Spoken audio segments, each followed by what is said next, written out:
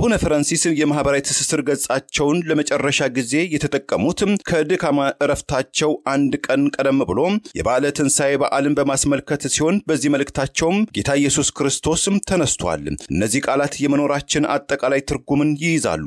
ምክንያቱም እኛ የተፈጠርነው ለሕይወት እንጂ ለሞት አይደለም ብለው ነበር። በሃይማኖታዊ ዕውቀታቸው ጥልቀት ያለው አስተምሮትን እንደሚከተሉ የሚታወቁት አቡነ ፍራንሲስ የኢትዮጵያ ኦርቶዶክስ ቤተክርስቲያን ለዓለም ክርስቲያኖች ያበረከተችውን ገጸ በረከትን በተመለከተ ብዙም ያልተነገረ ነገር ግን ምዕራቡ ዓለም ከእንቅልፉ ነክቶ ሊመራመርበት ሊወያይበት ይገባል በማለት ዛሬ ድረስ በብዙዎች ዘንድ ሚስጥር ሆኖ የሚነገርለትን የኢትዮጵያ ኦርቶዶክስ ተዋሕዶ ቤተክርስቲያን ሌጦም ፍቃም ቀለምን በጥብጣም በብራና ላይ የጻፈችውን የመጽሐፈ ሄኖክን መጽሐፈ አስቴርን መጽሐፈ ኮፋሌን የመሳሰሉት የ81 መጽሐፍትን የሙሴ ጽላትን በአክሱም ጽዮን መገኘቱን በተመለከተ ፖፕ ፍራንሲስ የሰጡትን አስተያየትም በምዕራባውያን አማኞች ዘንድ የተለያዩ አስተያየቶችን እንዲነሱም አድርጓል። አንዳንድ ወገኖችም ይህ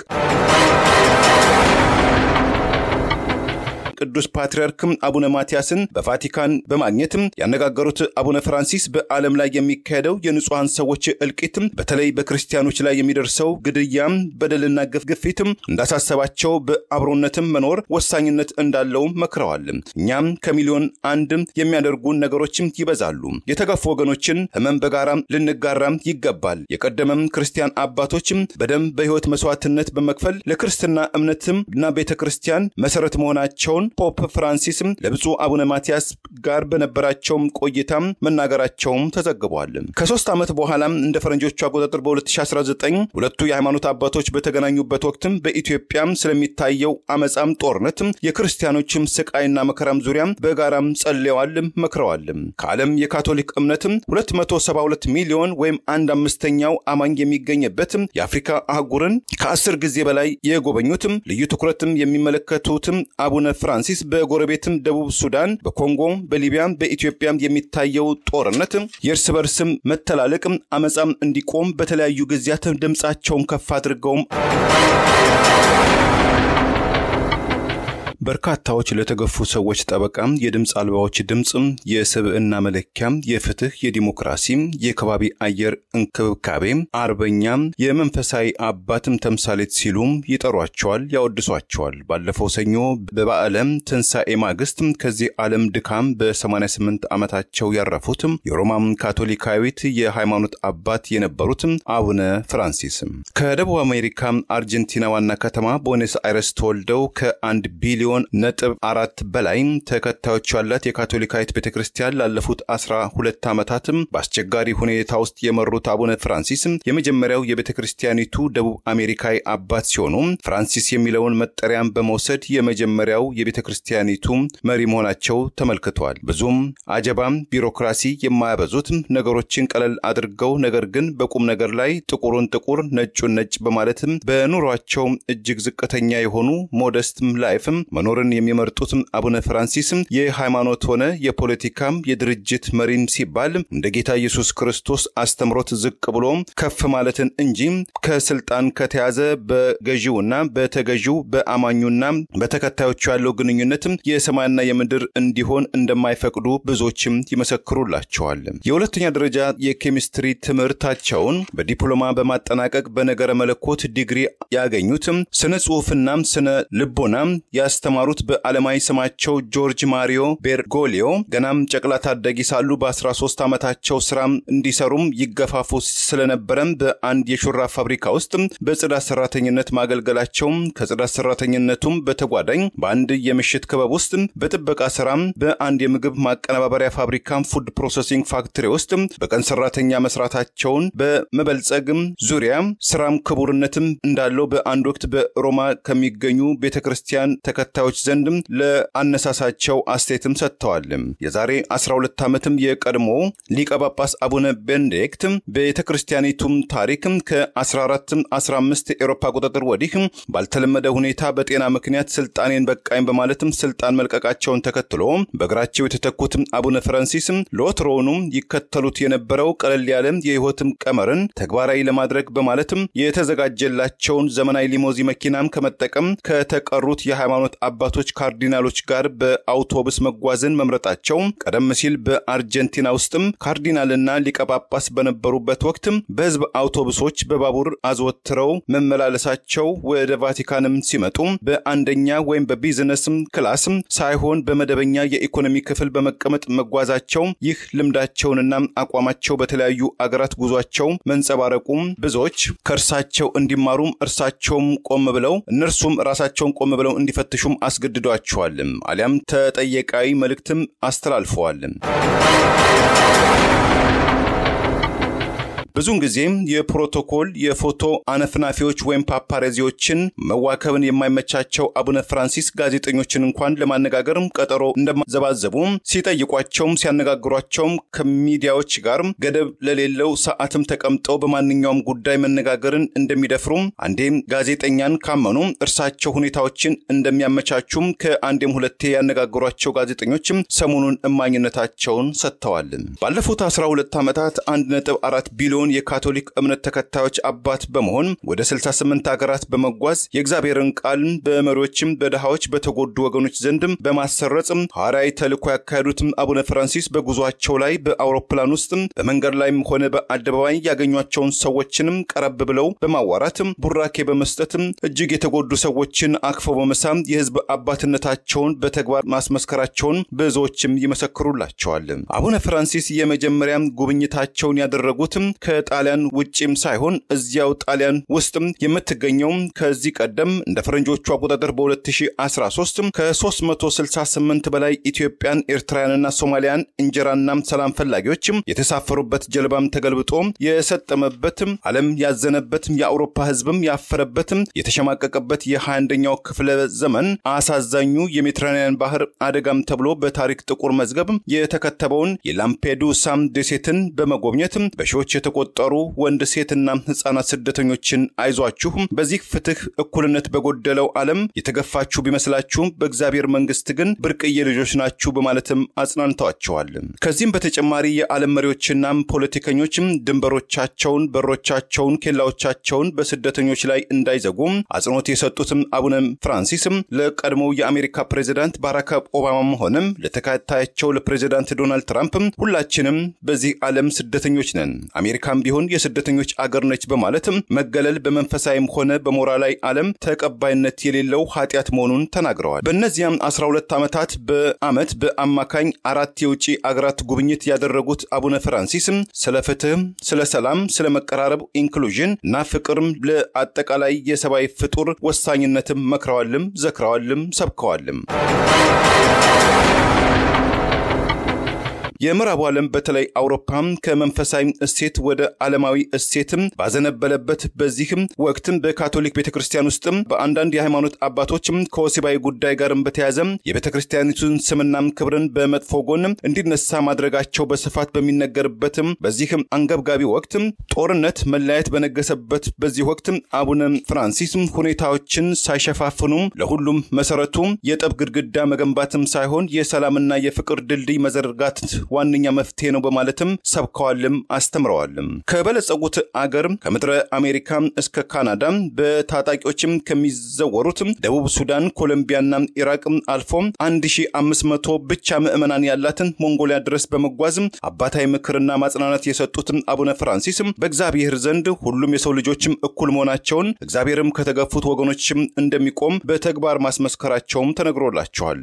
ከሐሩራማው የአፍሪካ አየር ማዕበልና ወጀብ ከሚጸናበትም ፊሊፒንስ የንጹህ አየር እጥረትም የሚስተዋልበትም የቦሊቪያ ከፍተኛ ተራራማ አካባቢ ድረስም በመጓዝ ስለ ሰላም አብሮነት መቻቻልና ፍቅርም የሰበኩትም ኃያላኖችን በፍቅር የገሰጹትም ተመለሱ በማለትም የመከሩትም አቡነ ፍራንሲስ ወደ ቫቲካን ከተጓዙም በኋላ ከትንሽም እስከ ትልቅነት በዓለም ደረጃ ተጽዕኖ ፈጣሪነትን ያገኙባትን ያቺም የበቀሉባትን የትውልድ አገራቸው አርጀንቲናን አለመጎብኘታቸው በአርጀንቲናውያን ዘንድ የተለያዩ አስተያየቶች ስጋቶችንም አስነስቷል ሲል አቡነ ፍራንሲስን የህይወት ጉዞን ባለፈው 2015 የአውሮፓ አቆጣጠር የጻፈው ጄሚ በርነስ አቡነ ፍራንሲስ እንደ ቀደምት መሪዎች አገራቸው ሄደው የመጎብኘት ፍላጎት ነበራቸው። ነገር ግን በፖለቲካ ማዕበል ውስጥ በመትናጠው አርጀንቲና በመጓዝ ጉብኝት ንግግር ቢያደርጉም ደጋፊና ነቃፊ የሚለው የፖለቲካ ጎራ ላይ ነዳጅ ማርከፍከፍ መሆኑን ስለተረዱ ወደ አገር ቤትም አለመመለሱን መርጠዋል በማለት ጄሚ ከአቡነ ፍራንሲስ ዜና እረፍት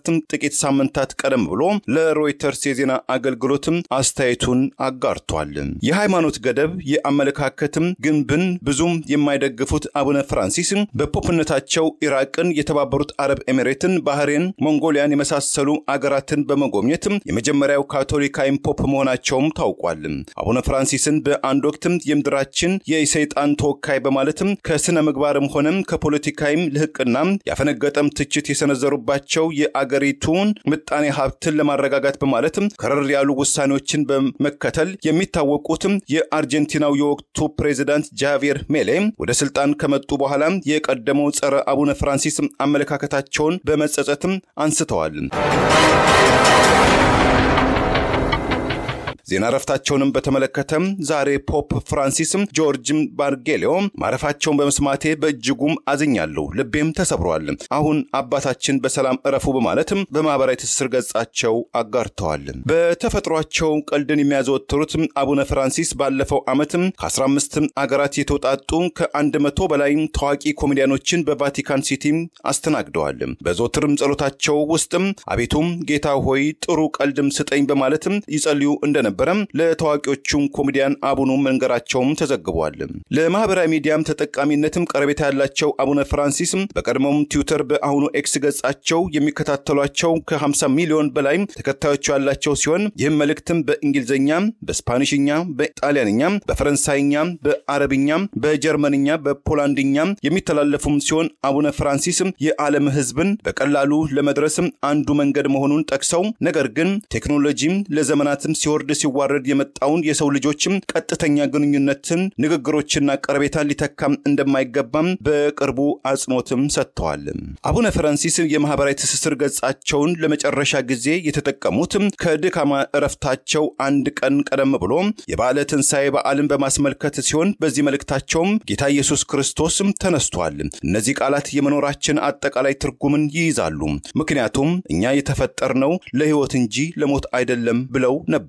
በሃይማኖታዊ ዕውቀታቸውም ጥልቀት ያለው አስተምሮትን እንደሚከተሉ የሚታወቁት አቡነ ፍራንሲስ የኢትዮጵያ ኦርቶዶክስ ቤተክርስቲያን ለዓለም ክርስቲያኖች ያበረከተችውን ገጸ በረከትን በተመለከተ ብዙም ያልተነገረ ነገር ግን ምዕራቡ ዓለም ከእንቅልፉ ነቅቶ ሊመራመርበት ሊወያይበት ይገባል በማለት ዛሬ ድረስ በብዙዎች ዘንድ ሚስጥር ሆኖ የሚነገርለትን የኢትዮጵያ ኦርቶዶክስ ተዋሕዶ ቤተክርስቲያን ሌጦም ፍቃም ቀለምን በጥብጣም በብራና ላይ የጻፈችውን የመጽሐፈ ሄኖክን፣ መጽሐፈ አስቴርን፣ መጽሐፈ ኮፋሌን የመሳሰሉትም የ81 መጽሐፍትን የሙሴ ጽላትን በአክሱም ጽዮን መገኘቱን በተመለከተ ፖፕ ፍራንሲስ የሰጡትን አስተያየትም በምዕራባውያን አማኞች ዘንድም የተለያዩ አስተያየቶችን እንዲነሱም አድርጓል። አንዳንድ ወገኖችም ይህ አይነቱ አስተያየትም 66ቱን የመጽሐፍትን ቅዱስን የሚከተሉት የካቶሊክ እምነት ተከታዮች ዘንድም ልዩነትን ይፈጥራል የሚል ስጋትም ሲጭርባቸው፣ ሌሎች በበኩላቸው ብዙ የተደበቁ እውነታዎችና አስተምሮቶች በመኖራቸው መጽሐፉም መመርመሩም እንደሚለው ከኢትዮጵያም ብዙ መማር እንደሚገባም ሐሳባቸውንም አቅርበዋል። አብዛኛው አውሮፓዊም በጨለማ ውስጥ በነበረበት ወቅት ኢትዮጵያም በግብረ ሐዋርያት መጽሐፍ ቅዱስ 8 ቁጥር 26 እንደተጻፈው ክርስትናን በጃንደረባው አማካኝነት ቀድማ በአራተኛው ክፍለ ዘመን የተቀበለች መጀመሪያው አገር የመሆኗን ሚስጥር ዛሬ ድረስ የአውሮፓና ምዕራብ ዓለም ተመራማሪዎች ከኢትዮጵያም ታሪኮች ሃይማኖታዊ መጽሐፍት ብዙ መማር እንደሚጣልባቸው አቡነ ፍራንሲስ መናገራቸውም ተገልጿል። እንደ ፈረንጆቹ አቆጣጠር የካቲት ወይም ፌብሩዋሪ 29 2006 የኢትዮጵያም ኦርቶዶክስ ተዋሕዶ ቤተክርስቲያን ቅዱስ ፓትርያርክ አቡነ ማቲያስን በቫቲካን በማግኘት ያነጋገሩት አቡነ ፍራንሲስ በዓለም ላይ የሚካሄደው የንጹሃን ሰዎች እልቂት በተለይ በክርስቲያኖች ላይ የሚደርሰው ግድያ በደልና ግፍግፊት እንዳሳሰባቸው በአብሮነትም መኖር ወሳኝነት እንዳለው መክረዋል። እኛም ከሚሊዮን አንድ የሚያደርጉ ነገሮችም ይበዛሉ። የተገፉ ወገኖችን ህመም በጋራ ልንጋራም ይገባል። የቀደመም ክርስቲያን አባቶችም በደም በህይወት መስዋዕትነት በመክፈል ለክርስትና እምነትና ቤተክርስቲያን ቤተክርስቲያን መሰረት መሆናቸውን ፖፕ ፍራንሲስ ለብፁዕ አቡነ ማቲያስ ጋር በነበራቸው ቆይታ መናገራቸው ተዘግቧል። ከ3 ዓመት በኋላ እንደ ፈረንጆቹ አቆጣጠር በ2019 ሁለቱ የሃይማኖት አባቶች በተገናኙበት ወቅት በኢትዮጵያ ስለሚታየው አመጻም ጦርነት የክርስቲያኖችም ስቃይና መከራም ዙሪያ በጋራም ጸልየዋል፣ መክረዋል። ከዓለም የካቶሊክ እምነት 272 ሚሊዮን ወይም 1/5ኛው አማኝ የሚገኝበት የአፍሪካ አህጉርን ከ10 ጊዜ በላይ የጎበኙት ልዩ ትኩረትም የሚመለከቱት አቡነ ፍራንሲስ በጎረቤትም ደቡብ ሱዳን፣ በኮንጎ፣ በሊቢያ፣ በኢትዮጵያ የሚታየው ጦርነት የእርስ በርስ መተላለቅ አመጻም እንዲቆም በተለያዩ ጊዜያት ድምጻቸውን ከፍ አድርገው አሰምተዋል። የዛሬ 2 ዓመት የዲሞክራቲክ ኮንጎን ለመጎብኘት አቡነ ፍራንሲስ በተጓዙበት ወቅት ከብፁዕነታቸው 100 ሜትር ርቀት ላይ ሆና ተዘግብ የነበረችው ኮንጓይቷ ጋዜጠኛ ኬሲታ ሪቸል የፕሮቶኮል ህግን በመጣስ ከብፁዕነታቸው እግር ስር ወድቃም ለመመረቅ ወስናም ነበር። ብፁዕነታቸው ጌታ ይባርክሽ በማለት እንደባረኳትም አውስታለች። አቡነ ፍራንሲስ በዲሞክራቲክ ሪፐብሊክ ኮንጎ ስብከትም ሲሰጡ ሚሊዮኖች መሞታቸውን ሚሊዮኖችም በሰቆቃ ውስጥ እንደሚገኙ ከግንዛቤ ውስጥ በመክተት በአገራችን ፍትህ እንዲመጣ በመመኘት መሆኑን ተረድተናልም ብላለች። በጎረቤት ደቡብ ሱዳን የእርስ በርስ ጦርነትም እንዲቆም ሰላምና መረጋጋትም እንዲሰፍን ከዚህ ቀደም እንደ ፈረንጆቹ አቆጣጠር በሚያዝያ ወይም በአፕሪል 2029 የፕሬዝዳንት ሳልቫኪርና የቀድሞ ምክትላቸውን ዶክተር ሪክ ማቻር እና የሶስት መሪዎችን ከፕሮቶኮል ባፈነገጠም መልኩም እግሮቻቸውን በመሳም እርቀ ሰላም እንዲወርድ የተማጸኑት አቡነ ፍራንሲስ ሰሞኑንም ተመሳሳይ እርቀ ሰላም ጥሪ ማቅረባቸው መዘገባችን አይዘነጋም። በካቶሊካዊት ቤተክርስቲያን ከ1300 ዓመት ውስጥ በካቶሊካዊት ቤተክርስቲያን የ1300 ዓመት ታሪክ ውስጥ የመጀመሪያው ከአውሮፓ ምድር ውጪ የካቶሊክ ቤተክርስቲያን አባት የሆኑት አቡነ ፍራንሲስ ዜና እረፍትን ተከትሎ የተለያዩ የዓለም መሪዎችም ታዋቂ ሰዎችም ሐዘናቸውን ገልጸዋል። አዲሱም የአፍሪካ ህብረት ሊቀመንበር ጅቡቲያዊ መሐመድ የሱፍ የዘመናችን የሰላም የፍትህ የስብነት ማማን ሲሉ አቡነ ፍራንሲስን ዘክረዋቸዋል። የኬንያው ፕሬዝዳንት ዊሊያም ሩቶ የአቡነ ፍራንሲስ ዜና እረፍት ለዓለም ክርስቲያኖች በተለይ ለካቶሊክ እምነት ተከታዮች ትልቅ እጦት ነው ብለውታል። የኢትዮጵያ ኦርቶዶክስ ተዋሕዶ ቤተክርስቲያን ቅዱስ ፓትርያርክ አቡነ ማቲያስ በአቡነ ፍራንሲስ ዜና እረፍት የተሰማቸውን ጥልቅ ሐዘን ለዓለም የካቶሊክ እምነት ተከታዮች በተለይ ለኢትዮጵያን የካቶሊክ እምነትም ተከታዮችና ወገኖች ሁሉም ሐዘናቸውን ገልጸዋል። የእስራኤሉ ፕሬዝዳንት ኢሳቅ ሄርዞግ አቡነ ፍራንሲስን ጥልቅ የሃይማኖትና የድንበር የለሽ አባት የአይሁድ እምነትም ተከታዮችን ጨምሮ በዓለም ሁሉም የእምነት ተቋማት ተከባብረው በሰላም እንዲኖሩ ትልቅ ጥረት ያደረጉ አባት ነበሩ በማለትም ሐዘናቸውን ገልጸዋል። የሩሲያው ፕሬዝዳንት ቭላዲሚር ፑቲን አቡነ ፍራንሲስ የፍትህ የሰባዊነትም ጠበቃ በሩሲያም ኦርቶዶክስ ቤተክርስቲያንና በካቶሊካዊት እምነት መካከል ግንኙነትና ውይይትም እንዲጎለብትም ጥረት ያደረጉ ብልህና ታላቅ የሃይማኖት መሪ ነበሩም ሲሉ ዘክረዋቸዋል። አቡነ ፍራንሲስም ሁልጊዜም ከተጎዱም ከተገፉ ወገኖች ዘንድም ይቆሙ ነበርም ያሉት የፈረንሳዩ ፕሬዝዳንት ኢማኑኤል ማክሮን የፍትህ ሰው ሲሉም ገልጿቸዋል። የጣሊያኑም ጠቅላይ ሚኒስትር ጆርጂያ ሜሎኒ ዓለማችን ትልቅ ሰው አጣች፣ አባታችን ወደ አባታቸው ቤት ሄዱ በማለት የአቡነ ፍራንሲስን ዜና እረፍትን ዘክረዋል። የግብፁ ፕሬዝዳንት አብዱል ፈታህ አልሲሲ የሰላም የፍቅርና የአብሮነትም አቀንቃኝ የነበሩት አቡነ ፍራንሲስን ማጣት ለዓለማችን ትልቅ ዱብዳና ኪሳራ ነው ብለውታል። አቡነ ፍራንሲስም ከመሞታቸው ቀደሞ የጎበኟቸው የአሜሪካው ምክትል ፕሬዝዳንት ጄዲ ቬንስ ዜና እረፍታቸው በእጅጉ ልብን ይሰብራል በማለትም ሐዘናቸውን ገልጸዋል። ባለፈው ሰኞ በስትሮክና የልብ ህመም ከዚህ ዓለም ድካም ያረፉት አቡነ ፍራንሲስ ከዚህ ቀደም በቃል በገቡት መሰረት በመጪው ቅዳሜ በቫቲካን ከተማ ውጪ በቅድስት ማርያም ቤተክርስቲያን ውስጥ የቀብር ስነ ስርዓታቸው ይፈጸማልም ተብሎ ይጠበቃል። ለብፁዕነታቸው ክብር ሲባል የአሜሪካ አስተዳደርን ጨምሮ በርካታ አገራት ሰንደቅ ዓላማዎቻቸውን ዝቅ እንዲሉ ያደረጉ ሲሆን እንደ ፔሩ፣ ኢኳዶር፣ ስፔን የመሳሰሉት የካቶሊክ እምነት አገራት በአብላጫም ተከታዮች አገራት የሐዘን ቀንም አውጀዋል። በርካታ የዓለም መሪዎች፣ የሃይማኖት አባቶች፣ የፖለቲካ ሰዎችም በቀብር ስነ ስርዓታቸው ላይ ይገኛሉም ተብሎ ይጠበቃል። ለህብር ራዲዮ ለተጠናቀረው ታምሩ ገዳነኝ መልካሙን ሁሉ ያሰማን።